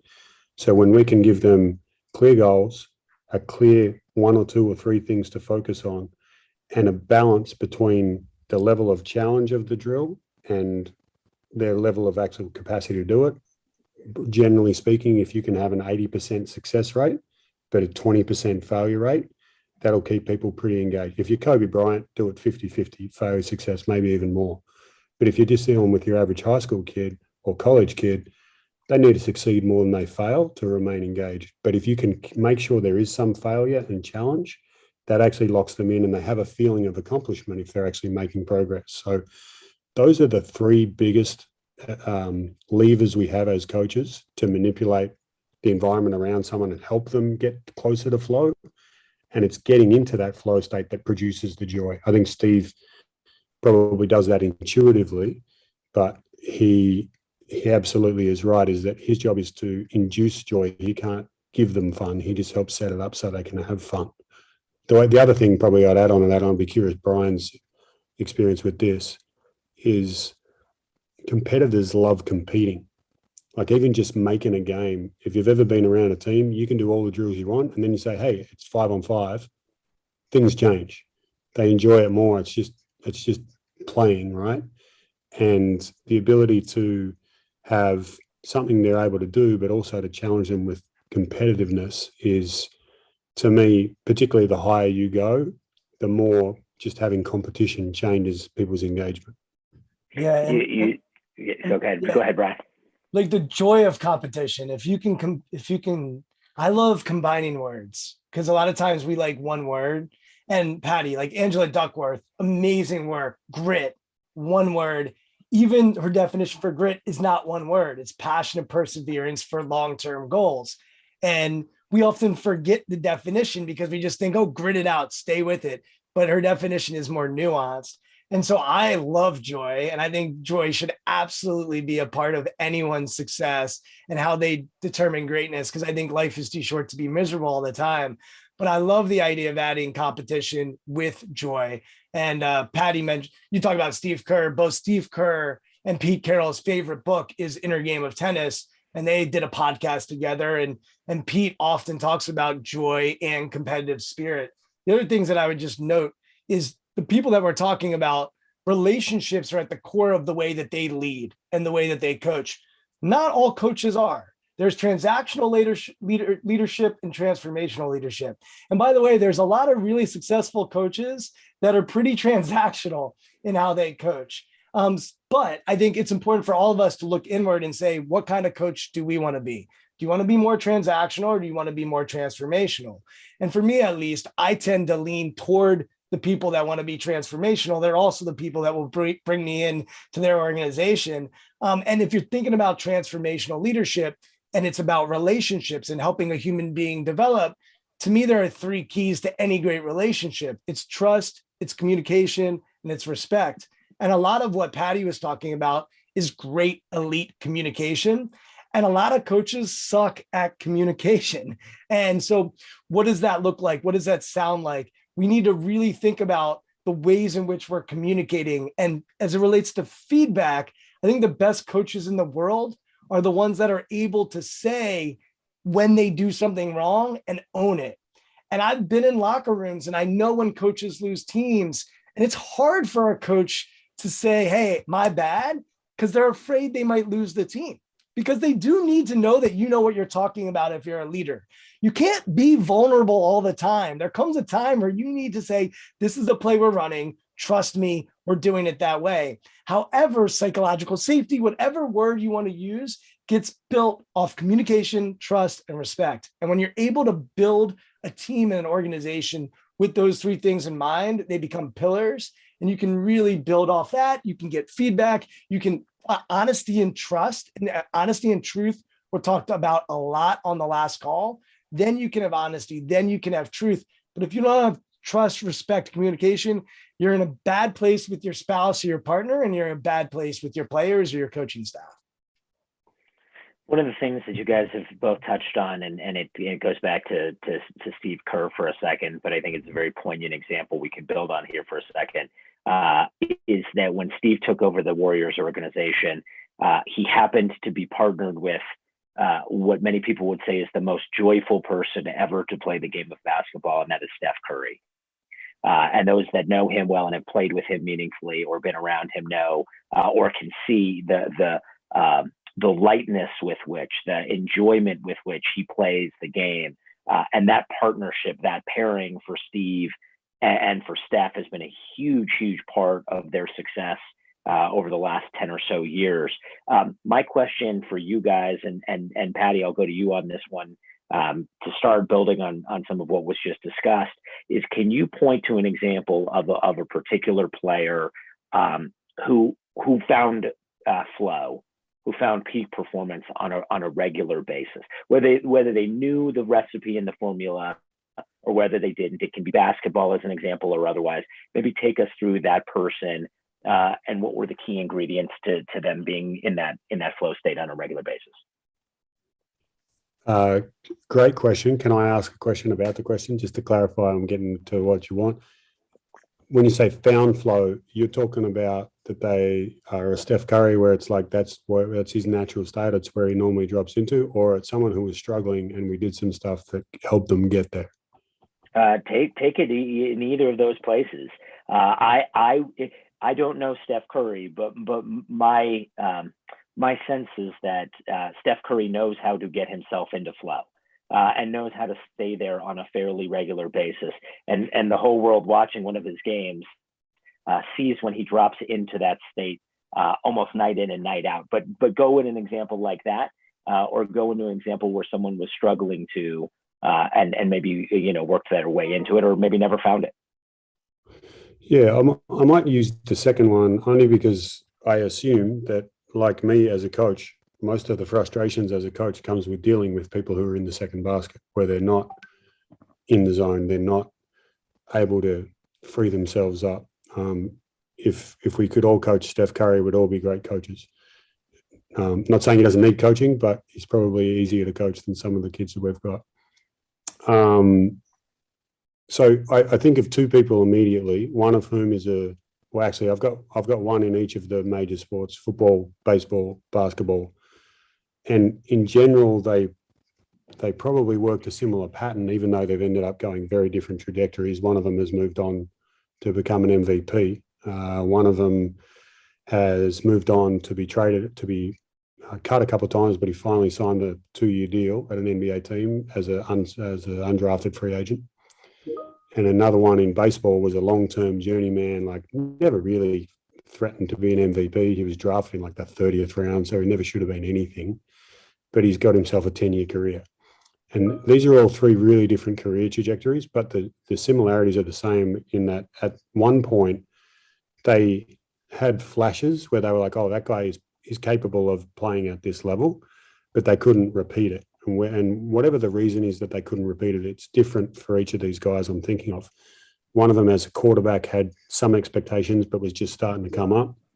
One of them as an outfielder had kind of just ground his way into a position, but had never really done enough to justify a big free agent contract. And he was about to hit the market for the first time. And the other one was an undrafted basketball player who was just starting out. But all of them had shown flashes. And really the key ingredient to us kind of helping them get to that flow, if I use those 3 steps, those 3 levers before that I mentioned with coaches, was one was clarifying, like, what are you actually trying to do when you're in the game? Like, are you trying to win the game with this play, or are you trying to keep your completion percentage high, or like, what's your actual goal when you get into each play? And it was wildly different, so that depending on the scoreboard and the opponent and what the coach had said, the quarterback might have more pressure on himself to produce in this play, as opposed to, I'm just trying to go 1 for 1. That's what I'm trying to do each time and contribute to the team winning. And the outfielder was trying to hit the skin off the ball because he'd gone 0 for 3, instead of, I'm just trying to put the bat on the ball in the right part of the zone. And so we clarified goals, which allowed them to shrink their focus. And then it was really a matter of saying, okay, when you're really good at that thing, if your aim is to go 1 for 1, so for this play, just complete the play as you're supposed to, go through your progressions, whatever. What are you doing and what are you focused on? And when you can shrink the attention to purely what's in my control as far as my actions go, and where do I pay attention to? So if it's a quarterback, I'm reading the defense, making adjustments. I take my 2-step drop and then I watch where the rush is coming from. He probably should already know it. If I'm playing 5, then I've got to make sure I establish position on the block. I move first physically, and then I watch for where the screen's coming from and where I'm going to go up, or whether they're going to go over or under, and that dictates whether I roll or pop. And it's really just about shrinking it to when you're really good, what are you doing? What are you paying attention to? And then asking a simple question like, if you did that every single time for the rest of this game, how do you think you're going to go? Will you play better than average? Probably. Would you accept that? If I said to you at the start of the night, are you happy to play better than average tonight? Sure. And then you can sign them up to that. And usually it's a matter of just checking in with, did you do that thing or not? And that becomes really what I call with my athletes and other performers. That's the non-negotiable performance plan.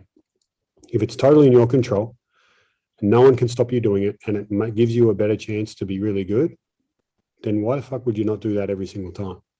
If you ever don't do it, you've negotiated with your future self or with your past self who's done all the work to get you to this point, and you've said, hey, I know you want to achieve this with your career, and I know you sacrificed all that, but I'm feeling a little nervous about the results right now, so I'm going to change my focus. Or I'm feeling like I'm a bit insecure about whether coach likes me or not, so I'm going to try and do something special. Instead of saying, no, I'm committed to what I know is good for me, and there's no excuse allowed for me to get off that plan.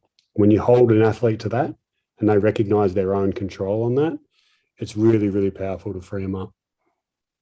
Paddy, thanks. That was awesome. Brian, I want to take this in a slightly different direction. And Adam, I think we probably got 5 or 10 more minutes. And there's probably some questions that I'm sure people would like to ask. So we'll give a couple minutes at the end before we do that. Brian, the question I want to pose to you, shifting topics a little bit, is what would be the element that you would describe, or maybe a couple of elements off the court, off the field, that are the most imperative elements of getting players into peak performance? I have a bias towards this. I feel like I know increasingly what the answer is to this, for having heard psychologists and others describe this regularly. But if there was an element or two that just have to be accentuated, what's the ones that you point to that for a coach is the things for them to be emphasizing for their players? So I haven't read a book on this, so I'll just go there for a minute. So in my book, I talk about these 9 mental shifts that are essential for great performance, for elite performance. So to give you an example of a few of them: humble in preparation, arrogant in performance. Took a long time deciding if I was going to use the term arrogant, and I feel like it's the right word. We can argue about it if you want, but work in preparation, like really thinking about work ethic, and it's a job, and play in performance, perfectionistic in preparation, adaptable in performance. So those are 3. And my point in giving you those is that, once again, I don't ever think it's one way or one thing. I think that each of us have an optimal zone for us to function in. And there's something called the individual zone for optimal functioning. It's called the eyes off.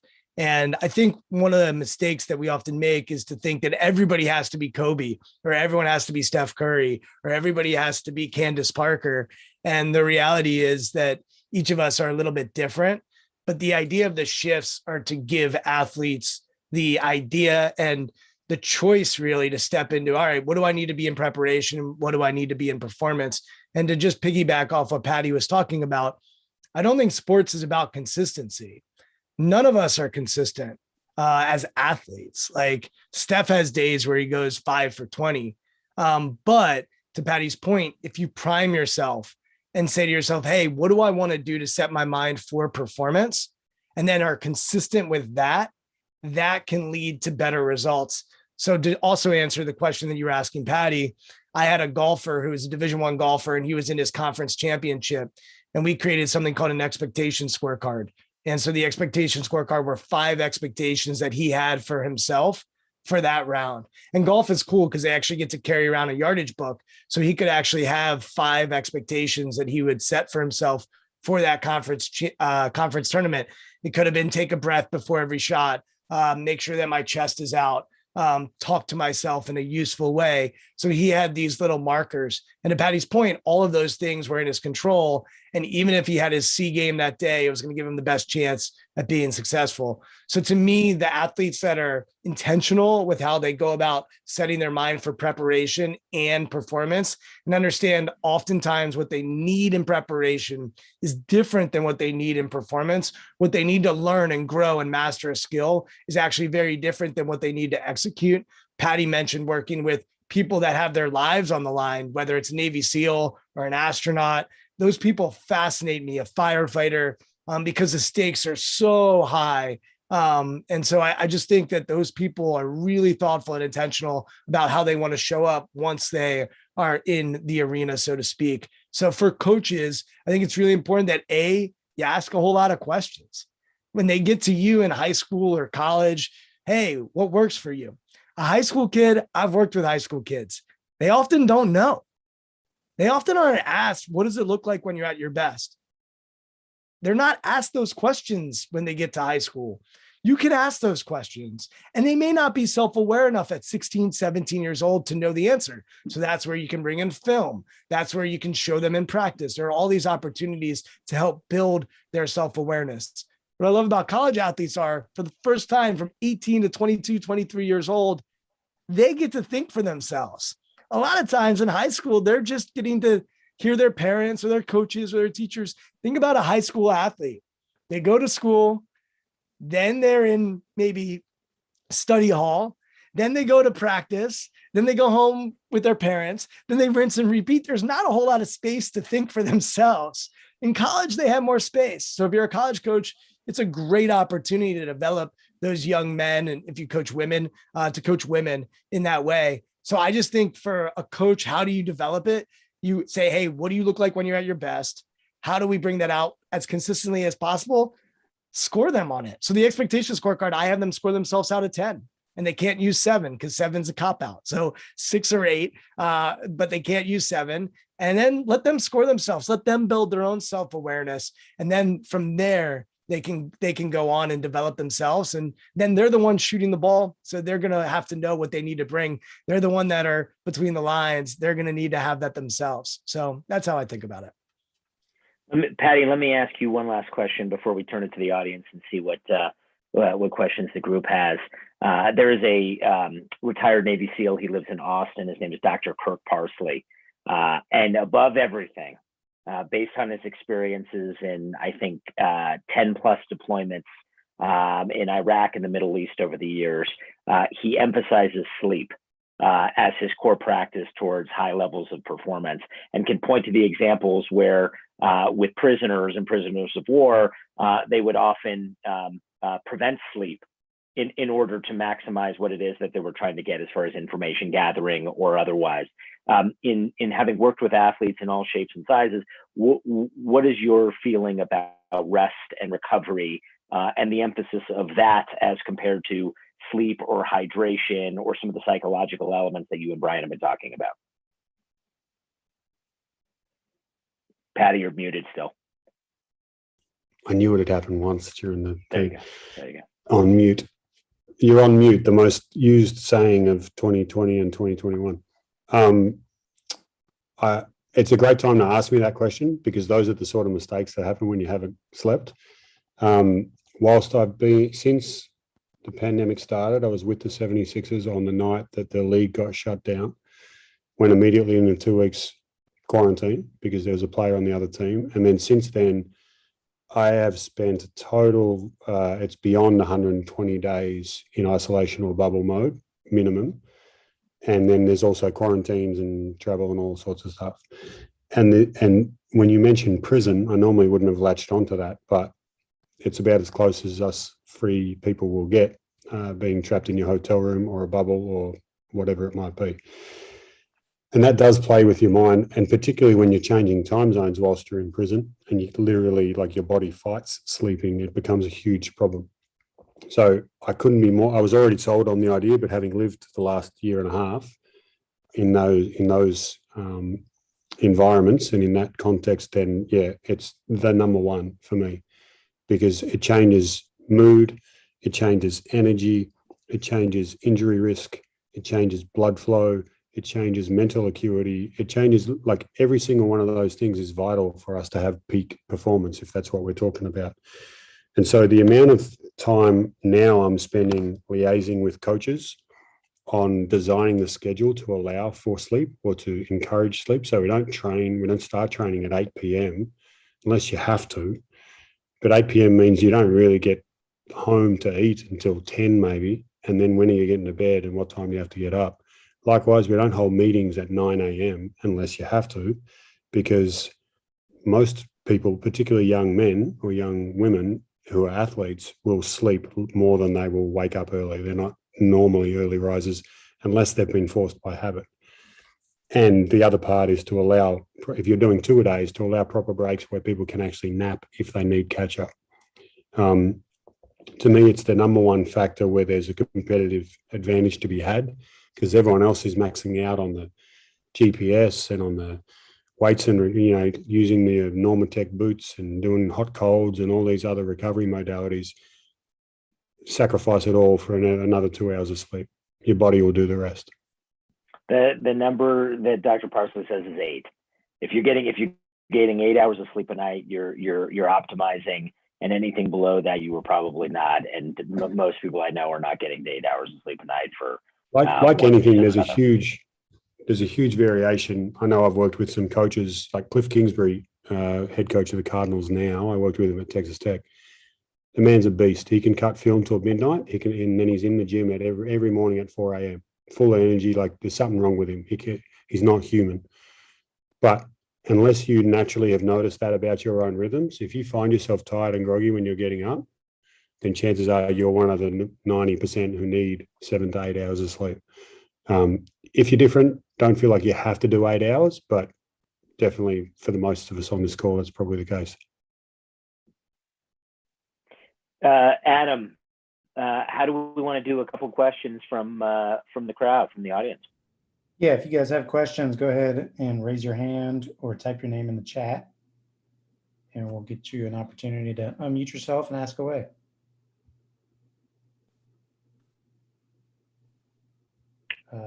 Andy Farrell, go ahead. Guys, thanks so much for being on here. This is absolutely incredible. As we talked at the very beginning, you guys had mentioned peak performance, flow state, things like that. So, the big 5 chemicals that are working within the body during flow state, and then the shutting off the prefrontal cortex. Can you talk a little bit about are there certain things that an individual athlete can do naturally in order to try to shut off that prefrontal cortex a little bit more, or to kind of get some of those big 5 chemicals working in their bodies a little bit more? Or are we just trying to pretty much play, Dr. Frankenstein with that stuff, and it's really just going to create some sort of monster, and it's just got to be something that happens a little bit more naturally? Hey, Paddy, I'll let you go. One thing that I think is a challenge, Andy, I see, basketball is a team sport. And so, I know one of the challenges that the teams I work with run into is, all right, an individual might need to be on their own. Maybe they're meditating, maybe they're breathing, maybe they're I've worked with, Patty, you mentioned Texas Tech football. I've worked with Division I football. You go into a Division I football locker room, there's 105 guys. You got people playing heavy metal, rap music. You got people in a corner praying. It is just very diverse. And I think it's a challenge as you coach a team. How do you get each individual to feel like they have space to get themselves ready while not isolating themselves from the team? Because part of what makes team sports fun is when we see a team, flowing together. And there's been some stuff on group flow. So Patty, I don't know if you have any thoughts. I know you've worked with so many different teams in different arenas, but I'd be curious to take Andy's question and even go a little bit into the idea of a group versus individual and how you handle that. Yeah, you make a great point that there's no one silver bullet that will work for everyone, but I would talk about it as group education or group discussion with an individual plan. So we cover here's a few strategies, pick one that works for you or you think works for you. And I think there's number one, sleep was already mentioned, but in terms of manipulating your hormones and the chemicals in your body for optimal performance, sleep resets you as well as anything that you can try. But if you happen to have traveled 5 time zones and you're playing back-to-backs, then there's only so much you can do. There is a couple of like brain hacks that can, I wouldn't say disconnect from the prefrontal cortex, but the posterior parietal cortex is where we actually hold our working memory. So that's kind of like a shortcut for attention. The amount of things you can focus on in one given moment is anywhere, depending on which study you read, is anywhere between 4 and 6 things that you can have in your conscious awareness at any one time. So right now you're hearing my voice. You might be looking at the page of notes that you're taking. You're potentially looking at other faces on the screen to see, hey, are other people taking notes? And there might be 1 or 2 other things, but you probably haven't noticed the feeling in your left foot because it's not relevant until I've just mentioned it, and now it's in your attention. But when that went in your attention, your note page went out of your attention. And so we actually have a limit to how much we can hold. And the more you deliberately fill that up with just sensory information, the less you can have thoughts, the less you can have you talking to yourself. And that's the easiest, quickest hack to get away from thinking mind to being and doing mind is, what can I tune into right now with all of my attention? It could be a visual thing where there's an example that I've used with a few basketball players. When you're sitting courtside, either before or after warm-up, or even during a game, you look up, this is in the NBA, maybe it's not possible in some other smaller stadiums, but you look up, you find the banners or the advertisements, and you just read the words one letter at a time. So I'm looking at the background right now of Adam, and I can, to try and calm down, I can just do RISINCOACHES.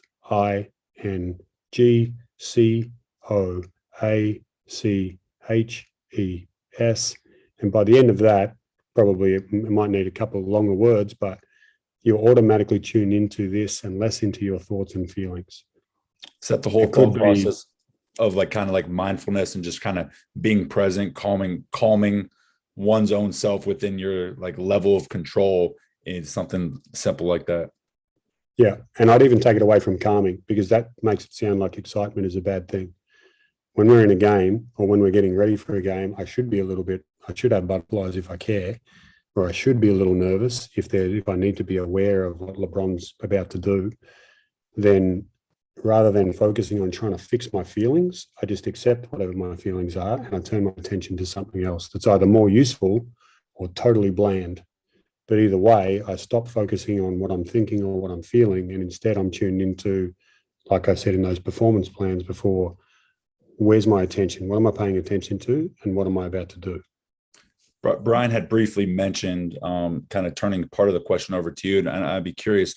So with your mission critical community, the group flows type of things, when you're working with Navy SEALs or firefighters, how they are able to enter group flow at a quick level. Can you just give us 1 or 2 takeaways from your mission critical thing of how they're able to help enter group flow at such an elite level at such a rapid pace? Yeah, well, I think a lot of those communities, they review and prepare like nothing you will ever see in sport. Like their attention to detail, they spend 5 hours prepping for a 20-minute engagement. And no one complains. No one sits there and says this meeting's too long, because they understand if we fuck it up, someone dies. And so they're willing to sit through 7 hours of meetings to get ready. And it ties into it's an easy catch cry or catchphrase. But if you don't want to think in the moment, you've got to think a lot in advance. And that's where those communities are able to drop in and flow, because small groups, they're only, maybe 3 people, maybe 5 people, maximum 7 in an engagement team. And they've done so much planning that they kind of know what each other are thinking. They've already committed to, like, here's the group idea, but here's my individual role in that. And so if I just go and do this and I have huge trust that everyone else is doing it, I don't have to have the extra thought. I don't have to be checking my own 6 because I know Alpha Bravo over here has it. And your ability to be really clear on your plan in advance and be agreed on it. So you might disagree during the planning meeting, but once you leave, we're all sold on that. There's no second guessing, because at the start of heart surgery, at the start of a rocket launch, at the start of kicking a door down in Afghanistan, and at the start of a tip-off, once that happens, you can't go back. There's no going back and saying, I kind of want to revisit that plan we had. no, this is what we're doing and we can't question it until we're done. Or we adjust it, but we adjust it in an agreed manner. We've already planned for if this happens, then that. Hey, just two more things to just add. Number one, we hit on mindfulness. We sort of danced around it. Look, breathing, people think of it as a relaxation tool, but you have heard Paddy say attention so many times during this call tonight. And to me, the definition of focus is simply directed attention. And so whether it's meditation or breathing or whatever you want to call it, it does help train the ability to have great focus and to pay attention. So that's just one note. And then I put in the chat, there's an amazing documentary on the Blue Angels. And if you've ever seen the Blue Angels in person, they are incredible. And one of the things that really separates the Blue Angels, to Paddy's point, is how much they really think about the walk out to the plane. Every little detail is done with intention and is done with a level of focus that is focused on being perfect. And then the other piece of it is their debriefs are elite. And when they debrief, they watch film and then they go through it and they actually criticize themselves first. So Andy, it would sound something like this. Hey, we had a game today. We were playing VCU and, I really screwed up that out of bounds play. We wanted to run X and we run Y, whatever it might be, if you were debriefing with your staff. And they go around and they do that individually. And then they say, and I'll fix it. And then they end with, and I'm glad to be here. So they're accountable. Then they let their team know that they're going to take care of it and it's not going to be an issue in the future. And then they add a piece of gratitude.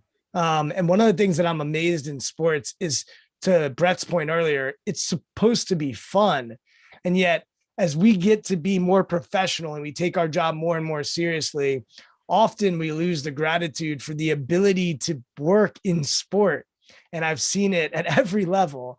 And so I think that last piece is just such a massive reminder, and gratitude is another performance enhancer that we didn't talk about tonight that we could probably talk about for an entire hour. But if you want to have an amazing organization, steeping it with some gratitude is a good idea as well. Brian and Paddy, this was amazing. Adam, I think you're going to cut us off here probably at this point because we're now a few minutes over. But I certainly enjoyed this. I really appreciated this. I hope everyone else did as well. This was an hour of some pretty awesome knowledge. Thank you guys very much for what you shared with the group. Before I let you guys go, would you guys please just give us one more plug on where we can learn more, whether it's a book that you've written or a podcast that you guys host? Where can we follow you guys? I'll go first and then I'll turn it over to these guys. So again, this is Brett Goldberg, and you can go to Truth Plus Media. That's PLUS. Truth Plus Media is the company that I own with George Carl and Kobe Carl and a couple of others. And we are studying the topic of peak performance in depth with basketball players and Navy SEALs and others. So this was well-timed and certainly on point for what we're doing these days. I'll go. So all my information is at a website called strongskills.co.co. And the idea of Strong Skills is to change how the world thinks about soft skills and things like leadership and teamwork, communication, all the stuff we're talking about, to really start thinking of those as strong skills. I host a podcast called Intentional Performers. You can get that anywhere podcasts are listened to. And then my book is called Shift Your Mind. If you want to learn more about any of those, let me know. And then I have a weekly newsletter that goes out on Wednesdays. You can always email me to sign up, and I should have a link too, so I'll try to throw it in the chat. But Adam, thanks for putting this on. Brett, thanks for moderating, and Paddy, hopefully we can link up sometime and talk shop more. This was a lot of fun. Thanks for having me. For sure, Brian. I'll echo the gratitude, Brett and Adam, and everyone else for even just having us on here to have this chat. As I mentioned at the start, the Toughness podcast is probably the best way to access, I guess, some of my work, but more importantly, the people that I've worked with or around. And I would recommend for this crowd, the Shaquille O'Neal episode, Cliff Kingsbury episode, or Angela Duckworth episode, given two of those three were mentioned in this chat. You can find me on Twitter at PJ Steinfort. I'll type it in here. And then the Instagram, I have my own one, but that's just photos of me anywhere around the world. This is the one that's probably more relevant to this conversation, at toughness.is, which really kind of touches on some of the podcast stuff, but also shares insights from other elite performers in this specific area. Great. Thank you guys so much. What an unbelievable conversation. Thank you to all three of you. Thank you guys for tuning in. We'll be back at it tomorrow night. Tomorrow starts at 7 Eastern. But before I let you go, I do want to acknowledge Andy Farrell and Brandon Rosenthal, who have really put this whole week together. And it's, as you can see by tonight, it's an amazing event with brilliant minds talking about very pointed topics. So just want to recognize those two. They were late to the party. I don't know what they could be doing in the middle of basketball season. No, I'm just kidding. I think both of them might practice, but we appreciate you guys tuning in. I know it's a busy time of year. If you guys missed any of it, it's all going to be posted on our member site. If you're new to Rising Coaches, make sure you take time to check out some of the other content that's on there, connect with some other members. If there's nothing else, we're guaranteed there's going to be some great resources to work on your craft, and you're going to have plenty of opportunities to create some genuine relationships with coaches who are here just to connect and talk hoops and get better.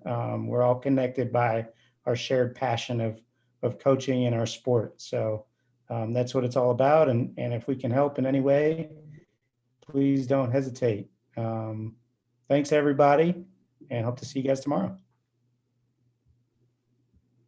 Thanks, everyone.